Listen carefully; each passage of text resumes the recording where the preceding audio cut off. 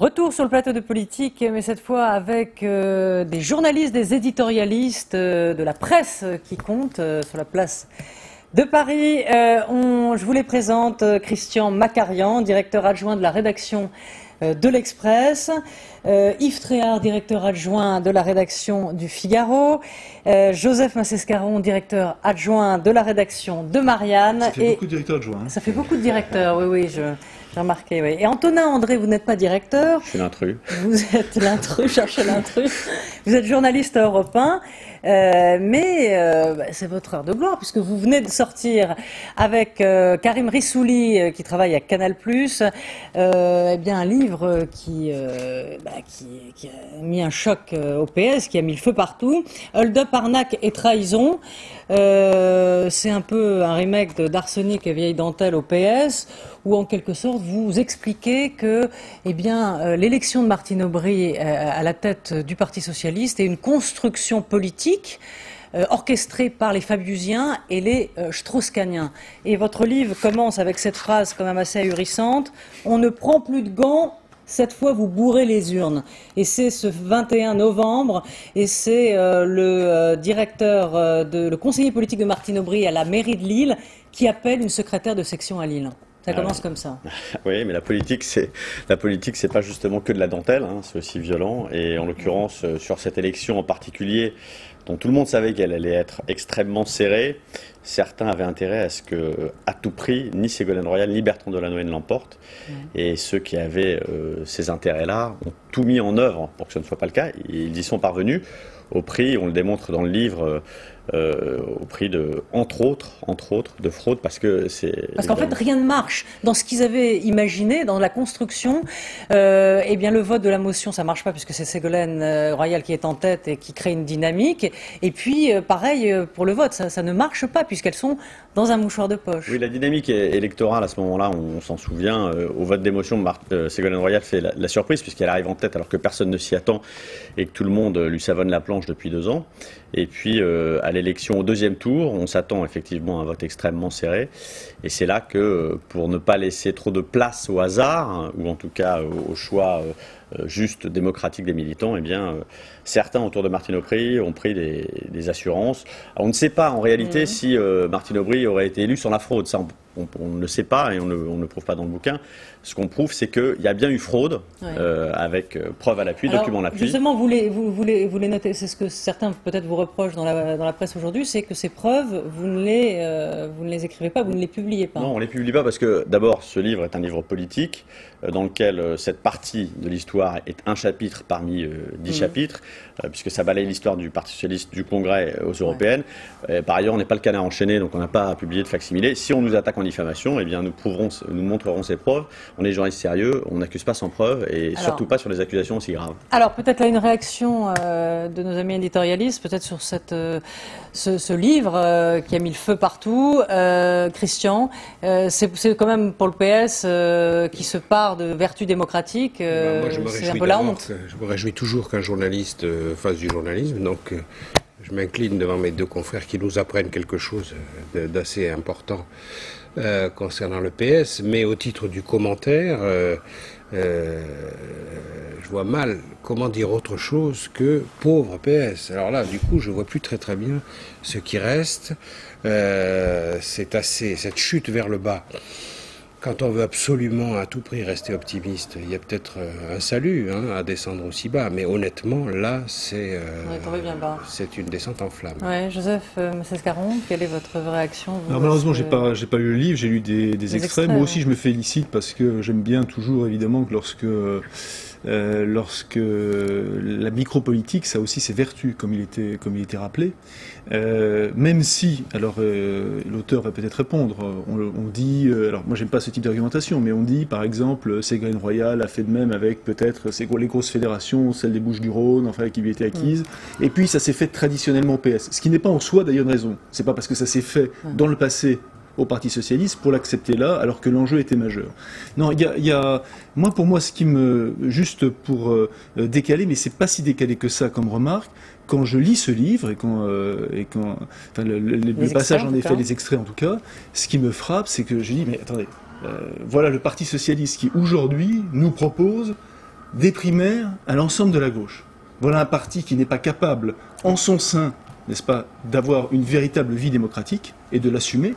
Et ils veulent reporter, si j'ose dire, leur turpitude à l'ensemble de la gauche.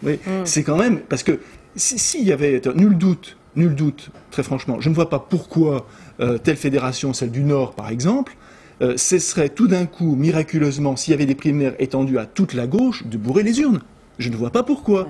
Donc c'est une question majeure. C'est-à-dire que ce livre, non seulement met en cause évidemment le Parti socialiste et le fonctionnement du Parti socialiste, mais de mon point de vue, c'est un coup porté terrible à la crédibilité des primaires. C'est certain. Yves ? Si le Parti socialiste, comme le prétend Bernard-Henri Lévy, est pas loin de la tombe, je dirais que ce livre pourrait contribuer à le faire tomber dedans. C'est-à-dire qu'on a envie de se dire, ce parti doit être dissous, il triche publiquement devant l'opinion publique, même si c'est un vote interne aux militants. Ce qu'apporte ce livre, c'est qu'on s'en doutait, on se doutait qu'il y avait eu quelque chose qui n'était pas normal. Je vous révèle un petit secret. Personne n'est vraiment soir du étonné. deuxième tour, je reçois un SMS à 23h, c'était Ségolène Royal qui avait 2 points d'avance. Nous avons reçu les Oui, tout le monde l'a reçu, ce SMS. Et puis comme par hasard, le lendemain matin, on se réveille le lendemain, tout avait changé. Même pas, parce que moi je me souviens bien, c'était en gros vers minuit, etc. Ça a changé plusieurs fois. La donne a changé et revenu plusieurs fois. Ce qu'on sait, et Joseph l'a dit, c'est qu'il y a des fédérations. Alors c'est peut-être la petite critique. J'ai pas lu l'ensemble du livre. La petite critique, c'est qu'il a l'air très à charge contre Martine Aubry. Et on sait que dans la fédération des Bouches-du-Rhône, notamment, mais dans l'Hérault également, certains s'y connaissent et ont fait aussi quelques manipulations. Je ne citerai pas de nom, mais tout le monde les connaît. Donc, le problème, c'est qu'effectivement, ce parti, tout est à revoir dans ce parti. Et il serait grand temps qu'ils mettent d'ailleurs son action et qui mettent son fonctionnement interne à l'unisson des leçons de vertu qui ne cessent de nous délivrer à longueur de journée. Voilà. Pour répondre juste sur les fédérations des Bouches-du-Rhône et de l'Hérault, on nous a beaucoup orienté sur ces fédérations, notamment dans l'entourage de Martine Aubry. Alors on a cherché, et dans l'Hérault en particulier, c'est vrai qu'on a eu plusieurs interlocuteurs qui nous ont dit, nous avons dans les tiroirs des documents explosifs, nous allons vous les fournir, nous allons démontrer nos accusations. Et en fait, au moment de montrer les documents, on n'y arrivait jamais. Il y a deux choses. Il y a des sections, il y a, par exemple, je sais pas, cité, moi je suis pas PS, mais une section par exemple de l'Hérault qui n'existe pas et qui est... Section hors sol, oui, voilà, dont on nous a beaucoup parlé, mais nous n'avons pas eu ces TV-là. Il y a des bureaux fermés aussi. Simplement, vous racontez qu'il y a des bureaux fermés en Outre-mer aussi. Oui, mais alors, il se trouve que là, c'était des bureaux fermés, enfin un bureau fermé en particulier qui a transmis des résultats, mais dont les résultats étaient écrasants en faveur de Martine Aubry. Voilà, c'est-à-dire que les partisans de Martine Aubry nous ont dit, vous savez, chez les Guadeloupéens, on a voté comme en Haïti, on a bourré les urnes. Moyennant quoi, on est allé faire un tour là-bas, on a vu Victorin Lurel qui nous a dit, j'ai des constats d'huissier, effectivement, ça a triché, mais plutôt en faveur de Martine Aubry. J'ai d'ailleurs écrit à la première secrétaire à 2 reprises 2 lettres qu'il nous a donné, dans laquelle il dit à Martine Aubry, mais au lieu de nous insulter, venez donc faire une enquête sur le déroulement du vote. Et Martine Aubry n'a pas répondu à aucune de ces lettres. Ce qui est assez étonnant d'ailleurs, parce que en Martinique comme en Guadeloupe, Ségolène Royal est assez populaire là-bas. Elle a fait un plutôt pas mauvais score à l'occasion de l'élection présidentielle. Et d'ailleurs, elle se sent un peu comme, parce qu'elle a été, elle n'a pas des origines, mais je crois qu'elle a passé une partie de sa jeunesse là-bas.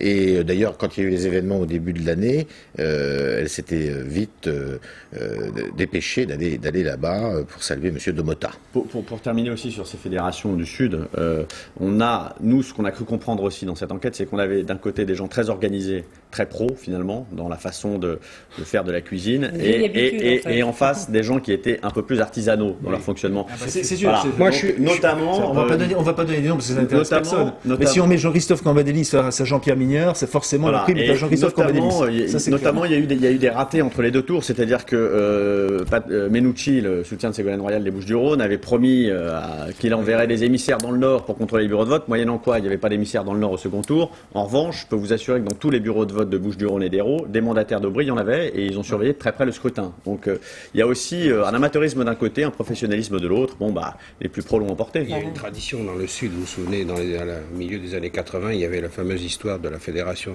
PS des Bouches-du-Rhône, qui était supposedly la plus importante de France, et c'était pas vrai. Elle se disputait avec celle du Nord précisément où se trouve aujourd'hui Martine Aubry. Donc il y a là, donc on retrouve Ségolène Royal dans le Sud, avec Patrick Mellucci et Martine Aubry dans le Nord. C'est les aussi, deux points forts du PS qui Ce qui est intéressant s'affrontent. aussi, c'est le commentaire des socialistes aujourd'hui. C'est-à-dire que la plupart d'entre eux disent il faut mettre ça sous le tapis, passé, il n'y a rien à voir, c'est du passé. Hein.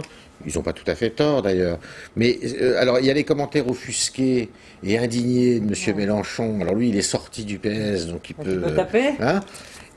Ce qu'on aimerait entendre, ceux qu'on aimerait entendre, c'est M. Valls, c'est M. Payon, c'est des gens comme ça qu'on aimerait entendre, qui, eux, prônent un nouveau parti socialiste et qui étaient quand même en plein dans la machinerie à l'époque. Je pense, Yves Tréhard, que si on les entend pas, c'est qu'ils ne sont pas franchement en deuil, n'est-ce pas? Ils doivent pas être très attristés, donc ils se contentent de siroter le spectacle.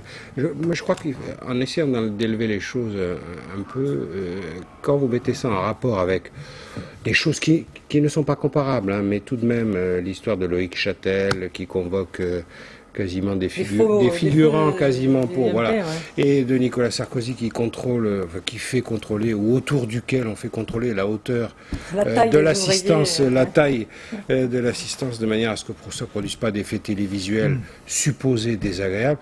Je veux dire, il y a tout de même une immaturité encore démocratique dans ce pays qui affleure. Et il ne faut pas grand-chose pour faire ressortir la magouille.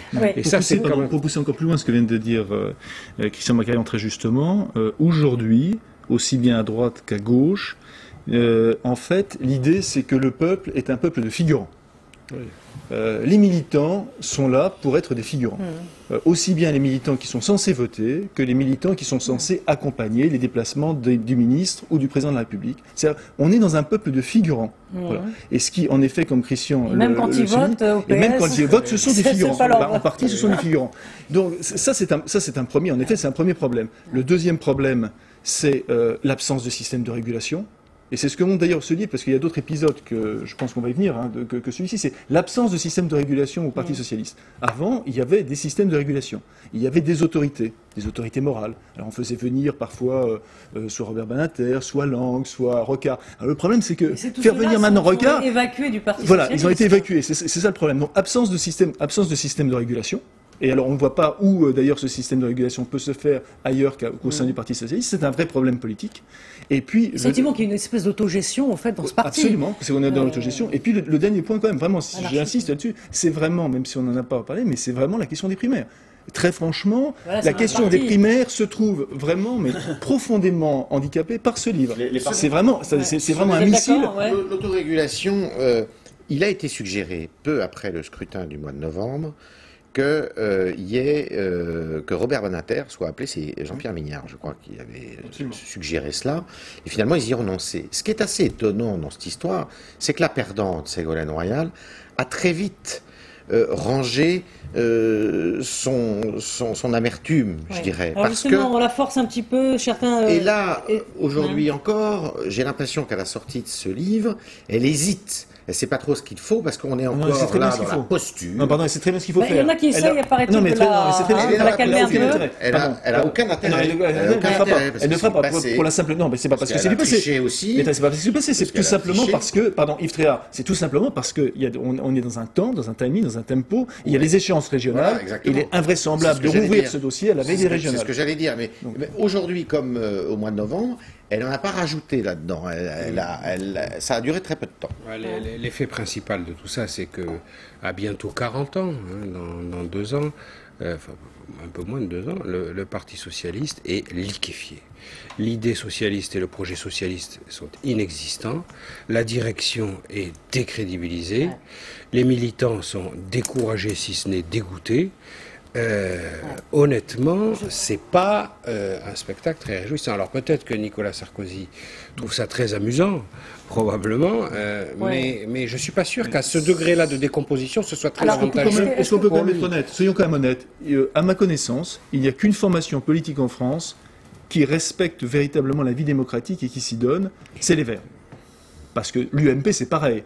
Quand Nicolas Sarkozy s'est fait élire patron de l'UMP, Monsieur Dupont-Aignan peut en parler. Et il y a eu aussi, c'est non seulement une chambre d'enregistrement, mais il y a eu exactement les mêmes tripatouillages et les mêmes bourragures. On ne peut pas passer ça sous silence non plus. Le MoDem, j'en parle même pas. Alors, voilà. Le MoDem, c'est comme Génération Écologie ou le Front National, ce sont des systèmes, ce sont des partis qui fonctionnent exactement avec le même type d'organisation. Aujourd'hui, le seul, c'est quand même dur. Et les Verts ont payé pour ça d'ailleurs. Et les Verts ont payé. C'est-à-dire, vraiment, combien d'ironie est-il? Et puis nous, journalistes politiques, nous avons aussi payé très durement, nous en savons quelque chose, parce qu'assister à ce qu'on appelle un CNIR, un conseil des Verts, c'est vraiment l'horreur. Oui, des souvenirs. Alors justement, est-ce qu'avec ce qui vient de se passer, cette révélation, vous parliez du MoDem, Joseph, est-ce que cette offre publique de dialogue et cette main tendue par François Bayrou, est-ce qu'il va tendre la main à ce parti qui s'est décrédibilisé sur au niveau démocratique, est-ce que l'offre est toujours tenable? Tout ça, c'est du jeu. Chacun on est dans un grand barnum. Personne ne veut tendre la main officieusement. Personne n'y a intérêt, personne ne le souhaite. Tout ça, je dirais, c'est aussi pour la galerie. François Bayrou a évidemment pas intérêt là, la galerie, elle est un peu à se confondre avec le Parti socialiste. Mais je dirais que tout ça, c'est vraiment c'est de l'amusement. On a envie d'aller fricoter avec le PS maintenant, sachant que c'est des gros tricheurs. Non, mais François Bayrou, c'est en effet sa stratégie. Voilà, il tend la main, il tourne la tête en même temps. Donc c'est quelque chose d'assez curieux, puisque d'abord, on le répétera jamais assez, pour que le MoDem soit crédible, en tout cas dans le fait de tendre la main, il faudrait qu'il clarifie sa situation au niveau local, ne serait-ce même que dans les Pyrénées-Atlantiques, le propre département de M. François Bayrou, n'est-ce pas, où c'est le MoDem qui permet justement à l'UMP de garder ce département, alors qu'un simple basculement des élus de MoDem permettrait à ce département de passer à gauche. Voilà, c'est aussi simple que ça. En tout cas, Antonin André, ça a été pour vous une enquête qui a, je le disais, qui a quand même mis un peu le boxon au Parti socialiste. Je voudrais savoir juste une question avant de nous quitter. C'est finalement, vous êtes allé déterrer les mauvaises consciences. Qu'est-ce qui ont fait que les gens vous ont parlé? Au départ, le livre devait pas du tout traiter de façon principale, en tout cas, et il ne le fait pas. Mais enfin, ça devait pas prendre une telle place, le récit de cette élection. Mais à chaque fois qu'on parlait avec nos interlocuteurs, que ce soit des responsables socialistes, des élus ou des gens localement, ils en venaient toujours à cette élection contestée. Et donc, il nous a semblé qu'il était normal d'essayer de lever le doute sur cette élection. Et on l'a fait, puisqu'il n'y a pas de doute, il y a eu fraude. Mais on a eu du mal à trouver les interlocuteurs qui nous donnent les pièces, surtout. C'est ça dont on avait besoin, c'est que les accusations, pour l'Hérault et les Bouches-du-Rhône, les accusations, on en a eu bien sûr au kilomètre. On n'a jamais réussi à toucher du doigt des preuves.